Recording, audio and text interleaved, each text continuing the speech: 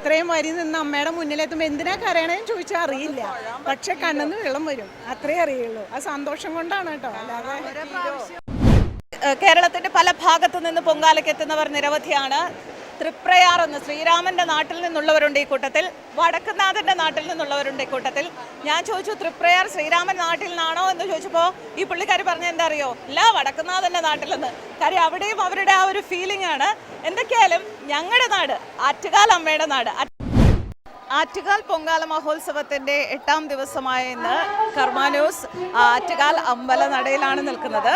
നല്ല തിരക്ക് ഇന്നുണ്ട്. കാരണം നാളെ പൊങ്കാല ആയതുകൊണ്ട് തന്നെ ദൂരെ നിന്നുള്ളവരൊക്കെ ഇവിടെ വന്ന് നേരത്തെ സ്ഥലം പിടിച്ചു. കഴിഞ്ഞ ദിവസം രാത്രി മുതൽ തന്നെ ഇവിടെ വന്ന് സ്ഥലം പിടിച്ചവർ ഒരുപാട് പേരുണ്ട്.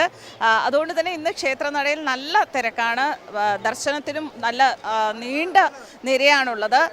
എന്തായാലും നാളെ പൊങ്കാല ആയതുകൊണ്ട് തന്നെ സ്ത്രീജനങ്ങൾ ഇന്ന് ഏറ്റവും കൂടുതലായി പൊങ്കാലയ്ക്ക് മുമ്പായി അമ്മയൊന്ന് നേരിട്ട് കണ്ട് തൊഴാൻ സാധിക്കാത്തവർ നേരിട്ട് വന്ന് കണ്ടു തൊഴുന്ന ഒരു ദിവസം കൂടിയാണ്. അതിൻ്റെ അവസാന നിമിഷങ്ങളാണ് ഇതെല്ലാം. ഏതാനും മണിക്കൂറുകൾക്കകം ഭക്തിസാന്ദ്രമായ ആറ്റുകാൽ പൊങ്കാലയ്ക്ക് തുടക്കമാകും. അതിൻ്റെ അവസാനവട്ട ഒരുക്കങ്ങളിൽ തന്നെയാണ് തിരുവനന്തപുരം ഒന്നാകെ. പല നാടുകളിൽ നിന്ന്, കേരളത്തിൻ്റെ പല ഭാഗത്തു നിന്ന് പൊങ്കാലയ്ക്ക് എത്തുന്നവർ നിരവധിയാണ്. തൃപ്രയാർ എന്ന് ശ്രീരാമന്റെ നാട്ടിൽ നിന്നുള്ളവരുണ്ട് ഈ കൂട്ടത്തിൽ, വടക്കുന്നാഥന്റെ നാട്ടിൽ നിന്നുള്ളവരുണ്ട് ഈ കൂട്ടത്തിൽ. ഞാൻ ചോദിച്ചു തൃപ്രയാർ ശ്രീരാമൻ നാട്ടിൽ നിന്നാണോ എന്ന് ചോദിച്ചപ്പോൾ ഈ പുള്ളിക്കാരി പറഞ്ഞ എന്താ അറിയോ, ഇല്ല വടക്കുന്നാഥന്റെ നാട്ടിൽ നിന്ന്. കാര്യം അവിടെയും അവരുടെ ആ ഒരു ഫീലിംഗ് ആണ്. എന്തൊക്കെയായാലും ഞങ്ങളുടെ നാട് ആറ്റുകാൽ അമ്മയുടെ നാട്. ആറ്റുകാൽ അമ്മയുടെ നാട്ടിലേക്ക് നിങ്ങളെല്ലാവരും പൊങ്കാലയുടെ ഞങ്ങൾ സ്വാഗതം ചെയ്യണം. നിങ്ങൾ 2 വർഷം മുമ്പും വന്നിട്ടിട്ടുണ്ടെന്ന് പറഞ്ഞു. എങ്ങനെയായിരുന്നു ആ എക്സ്പീരിയൻസ്? ഞാനിപ്പോൾ 3ാമത്തെ പ്രാവശ്യമാണ് വരുന്നത്.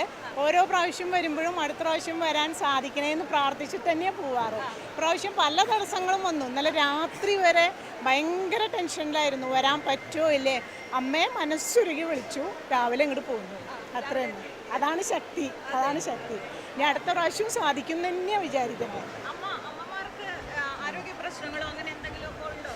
ആരോഗ്യ പ്രശ്നങ്ങളൊക്കെ നല്ലോണം ഉണ്ട്. പക്ഷേ ഒന്ന് വന്ന് കാണണം ഈ സമയത്ത്. വല്ലാത്തൊരു ആഗ്രഹം. ഈ ദിവസങ്ങളിൽ തൊഴുമ്പോൾ, അകത്തുപോയി തൊഴുമ്പോൾ എന്താണ് മനസ്സിലുണ്ടാകുന്ന ആ ഒരു ഫീലിംഗ്? എനിക്കറിയാം ആ ഫീലിംഗ്, എന്നാലും അമ്മയിലൂടെ കേൾക്കാൻ വേണ്ടിയിട്ട്. ഞങ്ങൾക്കൊന്ന് കാണാനുള്ള ഭാഗ്യം ഉണ്ടായില്ലോ എന്നുള്ളൊരു സന്തോഷം. ഞങ്ങൾ ഇത്രയും അകലെയല്ലേ, ഞങ്ങൾക്ക് അങ്ങനെ വരാൻ പറ്റുമോ, ഈ കുട്ടി പറഞ്ഞ മാതിരി പറ്റുമോ പറ്റില്ലേ, പല സംശയങ്ങൾ, വീട്ടിലെ പ്രശ്നമൊക്കെ വരും. പക്ഷെ ഞങ്ങൾ ഉണ്ടാവാറുണ്ട്. ഇത്രയും വരി നിന്ന് അമ്മയുടെ മുന്നിലെത്തുമ്പോൾ എന്തിനാ കരയണേന്ന് ചോദിച്ചാൽ അറിയില്ല. പക്ഷെ കണ്ണിന്ന് വെള്ളം വരും, അത്രേ അറിയുള്ളൂ. ആ സന്തോഷം കൊണ്ടാണ് കേട്ടോ. അല്ലാതെ ഓരോ പ്രാവശ്യം വരുമ്പോഴും അടുത്ത പ്രാവശ്യം വരാൻ സാധിക്കുമെന്നൊന്നും അറിയില്ല. ഈ പറഞ്ഞ പോലെ വരാൻ സാധിക്കും എന്നുള്ളൊരു വിശ്വാസത്തിലാണ് ഓരോ പ്രാവശ്യം ഞങ്ങൾ പോവാറ്. ഇത് 3ാമത്തെ തവണയാണ് ഞങ്ങൾ. വടക്കുന്നാഥന്റെ നാട്ടുകാരി ഒന്ന് പറയൂ,